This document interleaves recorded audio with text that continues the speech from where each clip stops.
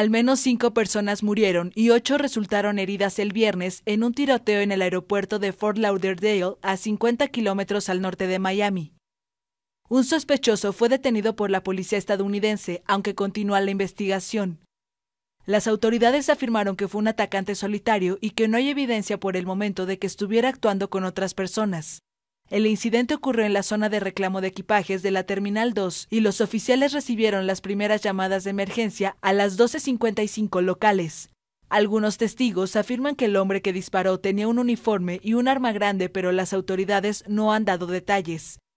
Los servicios del aeropuerto están temporalmente suspendidos, por lo que recomiendan a los viajeros contactar a las aerolíneas para obtener detalles de los vuelos.